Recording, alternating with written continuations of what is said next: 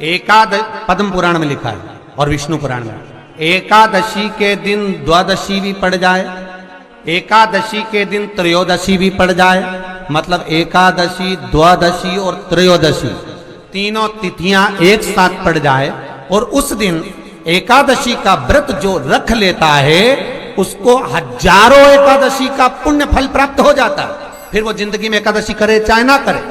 और फिर ध्यान देना, कोई मर रहा है, कोई तड़प रहा है, और आपने तो अपने जीवन में एक ही एकादशी करी और वो कौन सी त्रिविधि, और मान लो कोई मर रहा है तो आप उसमें से अपनी एकादशी में से आप 5 एकादशी दे सकते, भले आपने एक करी हो, क्योंकि आपने हजारों कर ली एक साथ, उसका पुण्य आप किसी को प्रदान कर सकते, आप किसी को दे सकते। नहीं तो हमारे यहाँ तो शिव महापुराण, विष्णु पुराण कहती है, श्रीमद वल्लभाचार्य जी वर्णन करते हैं, मेरे वल्लभ कहते हैं कि वल्लभ कुल की एकादशी करो, भले बकरी जैसे चरो पर एकादशी करो। हमारे यहाँ तो शास्त्र कहता है एकादशी का व्रत भी करो तो मुंह उतार के मत करो रे। कोई फूल अगर मुरझा जाता है तो भगवान को नहीं दिया जाता, कोई फल बेकार हो जाता है भगवान को नहीं दिया जाता। तुम्हारे व्रत वाले दिन तुम्हारा मुंह उतरा रहेगा तो भगवान जितना एकादशी के दिन भगवान का ओम नमो भगवते वासुदेवाय का जाप करें, या अपने गुरु मंत्र का स्मरण करें, या जो मंत्र आपके हृदय में समाहित हो, श्री शिवाय नमस्तुभ्यम, ओम नमः शिवाय, राम कृष्ण शिव, जो मन पड़े उसका भजन करें, पर दिल से करें। जितनी देर करते बने उतना देर करो। माला पकड़ने की भी जरूरत नहीं कि माला पकड़ के बैठो, तो घटकी जिब्या से जप लो नहीं जी वही उतना में पूरा हो जाए, वही बहुत है। एकादशी का उद्यापन बड़े महीने में माघ शुक्ल एकादशी के दिन, माघ का महीना हो, शुक्ल पक्ष की, जम के बोलिए एकादशी हो, प्रयास करना कि आप उद्यापन करें, भले 5, 10, 11, 12 जितनी एकादशी हो जाए, 26 हो जाए तो ज़्यादा अच्छी है, नहीं तो आप करें तो माघ महीने की शुक्ल पक्ष की एकादशी के दिन आप उद्यापन करें, प्रयास रखें, प्रयास रखें। बड़े महीने के अंतर्गत जो उद्यापन, हाँ चतुर्मास के अंतर्गत उद्यापन नहीं होता एकादशी का, बहुत ध्यान दीजिए हमारा। ये जो जिनको थायराइड की प्रॉब्लम हो जाती है ना, थायराइड की बीमारी हो जाती है, उसको भी कुछ नहीं करना चाहिए। जहां पर शंकर भगवान की छोटी लड़की अशोक सुंदरी, आपको भी स्थान बताया था कथा के शुरू में, अशोक सुंदरी की जगह पर शहद से ओम अंकित कर दीजिए। कैसे करना है? मात्र शहद से ओम अंकित कर कर भगवान शंकर के ऊपर जल चढ़ा दीजिए, नीचे पात्र लगा लीजिए, उसी पात्र में शहद और उस जल को, अभिषेक का जो पानी है, जल है, उसको झेल लीजिए। उस पात्र को लेकर केवल द्वादशी तिथि के दिन दोपहर में 12 बजे उस पानी को पीना चालू कर दीजिए। 2-3 द्वादशी तिथि करिए, थायराइड की बीमारी में आराम लग जाएगा, बिल्कुल कहीं जाने की जरूरत नहीं। अशोक सुंदरी की जगह पर शहद का ओम अंकित कर देने पर भगवान शिव का स्मरण करें। गंगा के जल में एकादशी के दिन 7 बेलपत्री डालकर जो नंदीश्वर भगवान अर्थात जो शंकर जी के शिवलिंग के सामने नंदी होता है, उस नंदी के चरण पर गंगा का जल चढ़ाकर बेलपत्री शिव पर समर्पित कर देता है, उसके घर में रुपया रुकना चालू हो जाता है, फिर वो गलत जगह पर नहीं जाता, गलत स्थान पर वो धन जाएगा। प्राणों की सैया पर पड़े हुए भीष्म पितामह ने पूछा था भगवान कृष्ण से, कन्हैया मैंने जितना पुण्य करा शायद दुनिया में किसी ने करा होगा, मैंने जितना दान करा वो दुनिया में शायद किसी ने करा हो, जितनी मैंने एकादशी का व्रत करा वो एकादशी भी दुनिया के किसी व्यक्ति ने नहीं करी हो, और जितनी मैंने गौ माता की सेवा करी उतनी गौ माता की सेवा भी दुनिया में किसी ने नहीं करी हो। भीष्म पितामह की 26 गौशाला थी, 26 गौशाला, और जितनी 26 एकादशी होती है उस एकादशी के नाम पर भीष्म पितामह की एकादशी की गौशाला थी। कामा गौशाला, निर्जला गौशाला, मोक्षदा गौशाला, और जो एकादशी पड़ती थी उस एकादशी पर भीष्म पितामह उस गौशाला में जाते थे और गौ माता की सेवा करते, तो गाय को भी फरियाल कराते और खुद भी फरियाल करते। तो मेरे बराबर कोई ने गौ सेवा करी, ये भी किसी ने नहीं करी। और एक बात आज तक समझ में नहीं आई रे कन्हैया, कि मुझे ये समझ में नहीं आता कि मैंने पाप कौन सा करा था जो मुझे बाणों की सैया पर लटका गया। भगवान कृष्ण ने कहा, पितामह जी आपको तो ज्ञान के चक्षु दिए गए हैं, आप ध्यान लगा कर देखिए कि आपने पाप कौन सा करा। मैंने तो पुण्य ही पुण्य करा। भगवान ने कहा, अपने 48 जन्म पहले जाइए। भीष्म पितामह ने ध्यान लगाकर 48 जन्म पहले प्रवेश करा। 48वें जन्म पर भीष्म पितामह सुंदर आनंद से एक नगर के पुण्यमय राजा थे। एक बार गंगा नहाने जा रहे थे, पूरी सेना के साथ में, पूरे काफिले के साथ जा रहे थे। वन में से निकलते समय एक बड़ा सा सर्प बीच में पड़ा था, तो दूतों ने आकर कहा, महाराज आगे सर्प पड़ा है। पितामह ने कहा, एक काम करो, वो राजा के रूप में पितामह बोले, उस सर्प को उठाकर एक कोने में डाल दीजिए और अपना रास्ता सुलभ करिए। कोने में सर्प को पटका राजा कहते हैं, भीष्म पितामह कहते हैं, मैं राजा के रूप में गंगा नहाने जा रहा था, मैंने किसी को कष्ट नहीं दिया। भगवान कृष्ण ने कहा, अब यहां तक की कथा तो आपने कह दी, अब आगे की कथा मुझसे सुन लो। तुम्हारे दूतों ने सर्प को उठाकर बमूल के कांटे की झाड़ियों में पटक दिया और वो कांटे सर्प को चुभ गए। सर्प उसमें तड़प तड़प कर मर गया। सांप जैसे तड़प तड़प कर मरा, भीष्म पितामह तुमको भी ऐसे ही तड़प तड़प कर मरना पड़ेगा। ये कर्म का दंड मनुष्य को भोगना पड़ता है। शिव महापुराण कहती है, जैसे भीष्म पितामह का थोड़ा सा पाप बाणों की सैया पर पटका, उसी तरह शिव महापुराण की कथा में वर्णन किया वेद व्यास जी ने कि हमारे 7 जन्म के पुण्य, हमारे दादा परदादा परदादा के भी दादा के पुण्य की जब गुल्लक, जैसे बच्चा गुल्लक भरता है, 1-1 रुपया इकट्ठा करता है, और जब गुल्लक फोड़ता है तो कोई अच्छी चीज लेकर आता है, बड़ा सा गिफ्ट लेकर आता है। उसी तरह जब हमारे दादा परदादाओं की पुण्य की गुल्लक भराते भराते उनके बच्चे भी पुण्य की गुल्लक भरते हैं, भरने के बाद जब गुल्लक फूटती है तब जानो कि अपने परिवार में शिव महापुराण की कथा होती है। ये पुण्य की गुल्लक। भीष्म पितामह ने जितनी एकादशी करी, शायद दुनिया में किसी ने इतनी एकादशी नहीं करी। तो भीष्म पितामह ने जो एकादशी करी, उसका पुण्य भीष्म पितामह को देना। क्या करना पड़ेगा? पितामह के लिए अर्जुन से कहो बाण छोड़े, पितामह के शरीर को वो बाण छुएंगे, लगेंगे। दुनिया को लगेगा कि भीष्म पितामह बाणों की सैया पर पड़े हैं, पर भीष्म पितामह बाणों की सैया पर नहीं। पितामह ने जितनी एकादशी करी है, वो सारी एकादशी बाण बनकर भीष्म पितामह को अपने हाथ पर झेल लेगी, उसको मरने नहीं देगी, पटक। जिसको इतने सारे बाण चुभे हैं उसको कितना कष्ट होगा, पर भीष्म पितामह का पूरा शरीर देखो, पूरी कथा देखो, भीष्म पितामह की महाभारत को उठाकर एक एक पर्व को पढ़कर देखना, उसमें भीष्म पितामह बड़े आनंद से बाणों की सैया पर पड़े। द्वारकाधीश पूछ रहे हैं, मरते क्यों नहीं हो? दर्द नहीं हो रहा? कष्ट नहीं हो रहा? भीष्म पितामह कह रहे हैं, मुझे तो लगता ही नहीं कि मैं बाणों की सैया पर हूं, मुझे तो लगता है जैसे मैं मेरी मां की गोद में सोया हुआ हूं। एकादशी ने भीष्म पितामह को झेल कर रखा था। एकादशी शिव कथा कह रही है। कोई चिढ़ रहा है, चिढ़ने दो, कोई अपशब्द कह रहा है, कहने दो, कोई आड़ा टेढ़ा कह रहा है, कहने दो, कोई कुछ भी बोले तुम्हें मतलब। कि जो शुक्ल पक्षी की एकादशी के दिन शास्त्र कहता है, घर के बुजुर्गों को, घर के बड़ों को, जेठ जेठानी हो, सास ससुर हो, घर में जो तुम्हारी उम्र से बड़ा हो, उसको एकादशी के दिन फूल या पीली चने की दाल या पीला वस्त्र, कुछ भी पीली सामग्री आज घर के बड़ों को देना चाहिए। क्यों देना चाहिए? तो शिव महापुराण की कथा कहती है कि जो शुक्ल पक्षी की एकादशी के दिन पीली वस्तु का दान दे देता है, घर के किसी ब्राह्मण को देने नहीं जाना, किसी मंदिर में देने नहीं जाना, आपके ही घर में, आपके ही घर के बड़ों को कोई भी पीली चीज का दान कर सकते। फूल हो, मिठाई हो, कोई अनाज हो, कोई वस्त्र हो, पीली वस्तु का दान दे दो। क्यों होगा? क्या होगा उससे?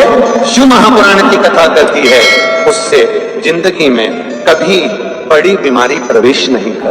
कि भगवान शिव के मंदिर में अगर हम प्रवेश नहीं भी कर सके, मान लो शंकर के द्वार पर, शंकर की चौखट पर शिव के द्वार हम नहीं पहुंच पाए, तो शिव महापुराण की कथा कहती है जो जल देवाधिदेव महादेव को समर्पित कर कर आ रहा है, जो भगवान शंकर को मात्र जल समर्पित कर कर आ रहा है या समर्पित करने जा रहा है, मात्र उस शिव भक्त का मस्तक पर त्रिपुंड लगाने वाला, तिलक लगाने वाला, गले में रुद्राक्ष धारण करने वाला या शिव जी पर एक लोटा जल चढ़ाने वाले का मात्र हम दर्शन भी कर लेते हैं तो हमारे कोटि कोटि पाप समाप्त हो जाते हैं। मात्र शिव का दर्शन कर लेते। वैष्णव और स्मार्त में अंतर है। आप लोग कभी कैलेंडर देखे हैं आप लोगों ने? जम के बोलो जरा। कैलेंडर आपके घर में होगा तो उसमें 2 एकादशी पड़ती है। बोलो सही है कि गलत है? एक में लिखा रहता है वैष्णव की एकादशी और दूसरी में लिखा रहता है स्मार्त। जम के बोलो जरा, स्मार्त एकादशी। अब लोगों उनको चक्कर में पड़ जाते हैं कि हम ये करें कि ये करें। अरे शिव महापुराण की कथा कहती है कि तुम्हारी मर्जी पड़े जो करो, तुम तो बड़े पर करो जरूर। हम तो यहां तक कहते हैं वल्लभ कुल की एकादशी करो, भले बकरी जैसे चरो पर करो, पर अपने को छोड़ना नहीं है एकादशी। भले तुम वैष्णव धर्म की कर लो चाहे स्मार्ती की कर लो, पर करो।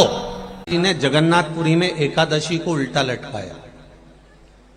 आप लोग गए होंगे तो देखा होगा कि जगदीश में जगन्नाथपुरी में एकादशी उल्टी लटकी। कारण क्या था?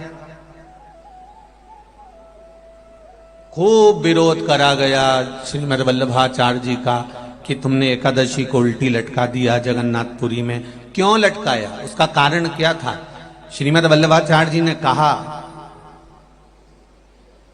आप कहते हो कि कोई मरे तब एकादशी का दान दीजिए, आप कहते हो कि कोई मरे तब अन्न का दान दीजिए, आप कहते हो कि कोई मरे उसके बाद में आप ये दान दीजिए।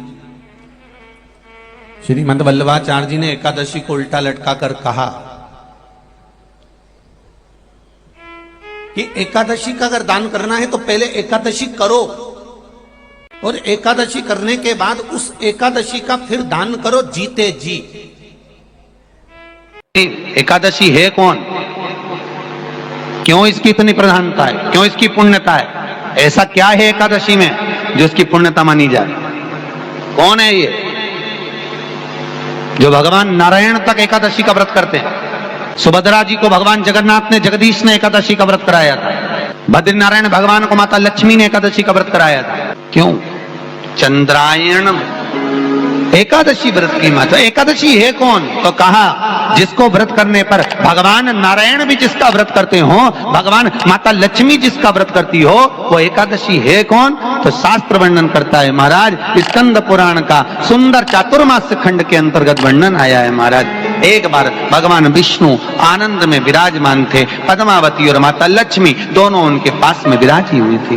भगवान लक्ष्मी और पद्मावती दोनों बैठी हैं, एक सिर के पास, एक चरण के पास। कुछ समय बाद वहीं पर ब्रह्मदेव का आगमन हुआ और ब्रह्मा जी आगमन पाकर भगवान नारायण पद्मावती से लगकर उठे और उठकर लक्ष्मी की ओर झुके। झुकने पर इन तीनों के समागम से भगवान नारायण के हृदय चित्त से एक कन्या प्रकट हो गई। उस कन्या का नाम एका था। क्या नाम था? एका। अब 10 उसके गुण इतने प्रबल थे, वो 10 गुण उसके बड़े प्रबल थे कि वो एका जिसको निहारती थी उसको संपदावान बना देती थी, जिसको देख लेती थी उसके जीवन में वो आनंद की अनुभूतियां करा देती थी। एका जिस मार्ग से जाती थी उस मार्ग के द्वार खोल देती थी। एका का पुण्य इतना पुण्य प्रखर। पद्मावती और लक्ष्मी ने कहा, महाराज ये बेटी आपके द्वारा निर्मित हुई है, इसका कन्यादान करना चाहिए। हमारे यहाँ हिंदू धर्म में रीति है, जिस दिन कन्यादान करा जाता है उस दिन व्रत रखा जाता है। अब आजकल रखते कि नहीं रखते हो मालूम नहीं, और कन्यादान करते समय व्रत रखा जाता है। व्रत रख श्री शिवाय नमः नमः। मांग तुझे क्या चाहिए? एकादशी ने भगवान विष्णु से कहा, नाथ प्रभु वर दे दो, मृत्यु लोक में जो मनुष्य मेरा व्रत करेगा, चाहे जलचर, थलचर, वायुचर या सांसारिक मनुष्य मेरा अगर एकादशी का व्रत करेगा, प्रभु उसके यहाँ धन धान्य वैभव सुख संपदा बढ़ेगी और उस जीवात्मा को नरक नहीं भोगना पड़ेगा, सीधे वैकुंठ का उसको वास मिलेगा। जब जीव आत्मा को लेकर चला जाएगा, यम के दूत जब बंदी बनाकर ले जा रहे होंगे उस जीवात्मा को, जिसके प्राण छूटे होंगे, यम के दूत जब बंदी बनाकर ले जा रहे होंगे, तब मुझे वर दो कि मैं इसका हाथ पकड़कर बेतन्नी से पार उतार कर सारे नरकों से निकालती हुई आपके धाम में लेकर आऊं। भगवान ने वर दे दिया, तथास्तु। हे एकादशी सुनो, मृत्यु लोक का मनुष्य अन्न का त्याग कर कर, क्योंकि अन्न में एकादशी के दिन पाप पुरुष रहता है, अन्न का त्याग कर कर एकादशी के दिन जो मनुष्य तुम्हारा व्रत धारण करेगा, उस व्रत को करेगा और उस व्रत को धारण करेगा, उसकी मनोकामना पूर्ण होकर वो मेरे ही धाम को जाएगा। ये तो हुआ एकादशी के जन्म की कथा। एकादशी का व्रत करती, बहुत ध्यान से सुनना आज की कथा को, शायद जिंदगी में मिली ना मिली, पर ये कथा का रिश्ता तो बहुत ध्यान से सुनना।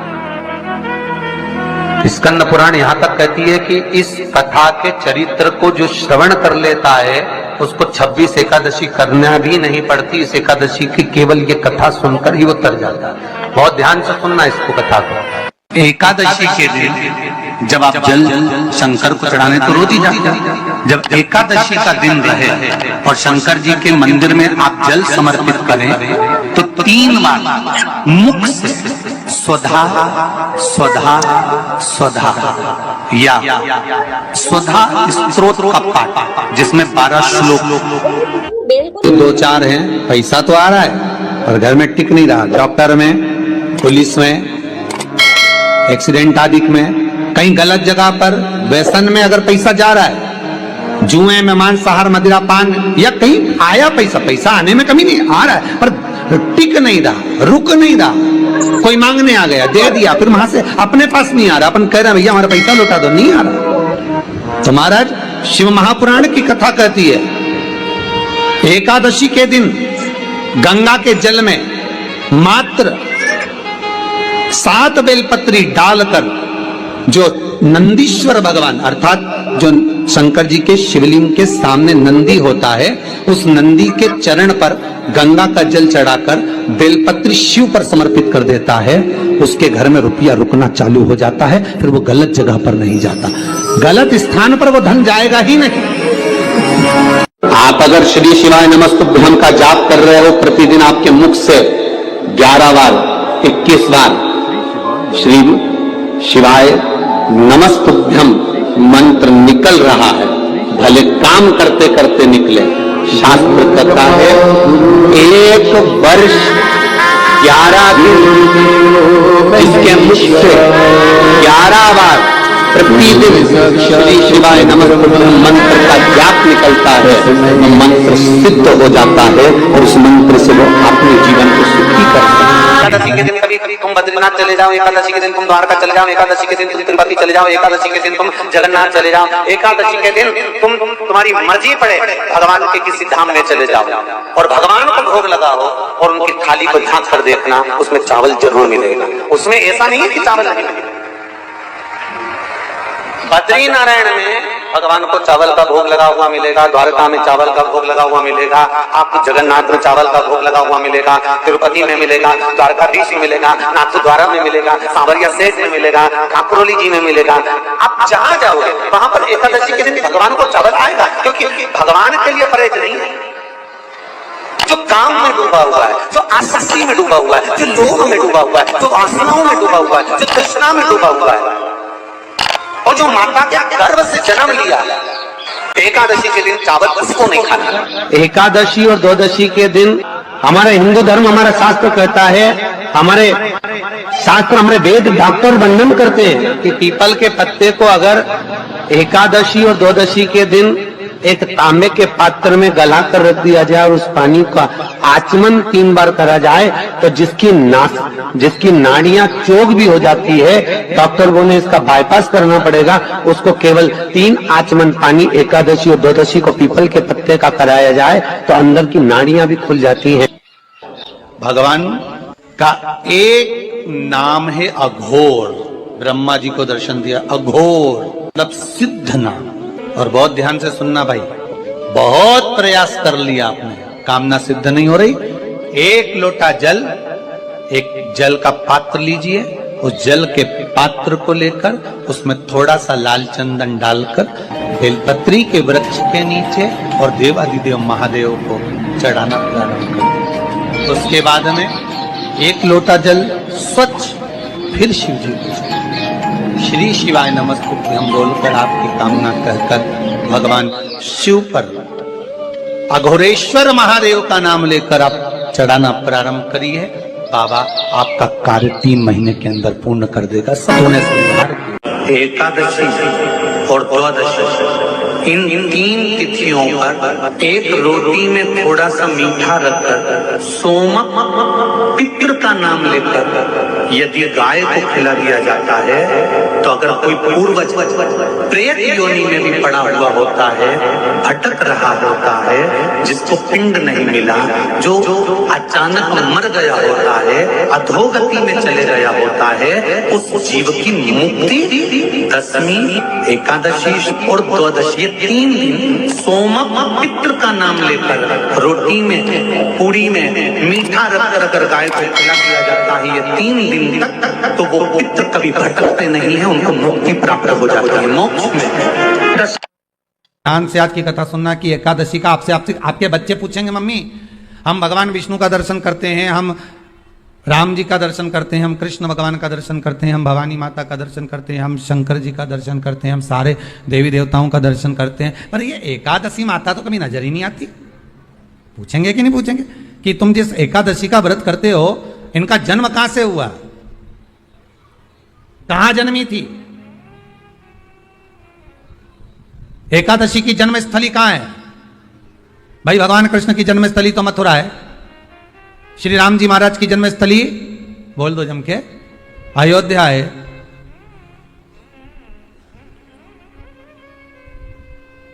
कोई आपसे पूछ ले कि एकादशी की जन्म स्थली कहां है तो आधे लोग तो बाल खुजाने में लग जाएंगे कि एकादशी आखिर पैदा कहां हुई थी, जन्म कहां लिया था, इसका जन्म हुआ कहां था, कहां जन्मी थी ये?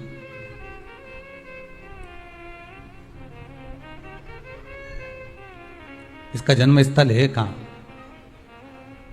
और अगर मान लो जन्म स्थल एकादशी का है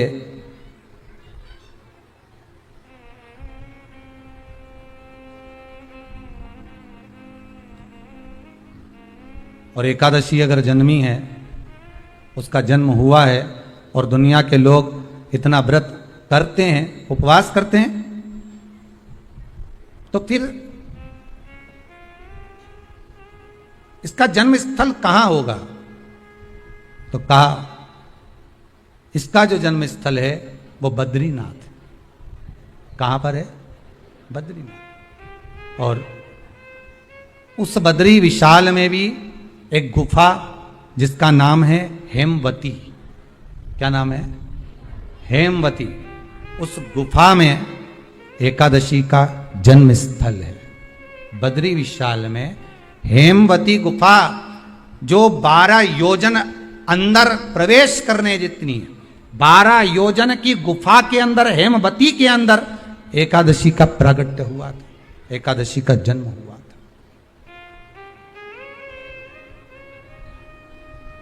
अब तो बता सकते हो ना कि कोई पूछे कि राम जी का जन्म अयोध्या में हुआ, भगवान कृष्ण का जन्म मथुरा में हुआ। पूछ ले मम्मी तू इतनी एकादशी का व्रत करती है, एकादशी का तू व्रत करती है और सबको करा देती है कि वल्लभ कुल की एकादशी करो, भले बकरी जैसे चरो पर एकादशी करो, और सबको एकादशी कराया। तो कोई पूछ ले कि एकादशी का जन्म कहां हुआ था, तो आप कह सकते हो कि बद्री विशाल में, हेमावती में, बद्री विशाल के हेमवती गुफा के अंदर जो 12 योजन की गुफा है, उस गुफा में एकादशी का जन्म हुआ। कब हुआ? जन्म होने का कारण, राम जी के जन्म होने का कारण था रावण का संग्राम। भगवान कृष्ण के जन्म होने का कारण था कंस का संग्राम। नरसिंह भगवान के जन्म होने का कारण, प्रकट होने का कारण था हिरण्यकशिपु का संग्राम। वराह भगवान के प्रकट होने का कारण था कि पृथ्वी को जल पर लाकर ठहराना, हिरण्याक्ष का संग्राम। इसके जन्म का कारण क्या है? तो कहा इसके जन्म का केवल एक कारण है। सतयुग में, अब एक और बात का बहुत ध्यान दीजिएगा महाराज, सतयुग एक बार नहीं हुआ कि तुम सोचो कि सतयुग के बाद में द्वापर, त्रेता आ गया, त्रेता के बाद द्वापर आ गया, द्वापर के बाद कलयुग। एक सतयुग नहीं है, एक त्रेता नहीं है, एक द्वापर नहीं है। ना जाने कितने कितने सतयुग निकल गए, ना जाने कितने कितने द्वापर, त्रेता, कलयुग, ना जाने कितने निकल गए। और आप और हम जैसे भी इस पृथ्वी पर ना जाने कितने, अरे जम के तो बोलो, निकल गए। पृथ्वी वहीं की वहीं है, जिस मकान में रहते हो वो मकान भी वहीं की वहीं है। बस कभी कभी एकदम फ्लैट हो जाता है, फिर उस पर वापस बन जाता है, फिर क्लीन, फिर बन गया, फिर क्लीन, फिर बन गया। ना जाने कितने कितने कितने कितने जन्म हम ले चुके हैं, और हमारे भी आगे का जन्म कितने जन्म होते रहेंगे। जमीन वहीं की वहीं रह जाएगी और अपन चले जाए। बस वो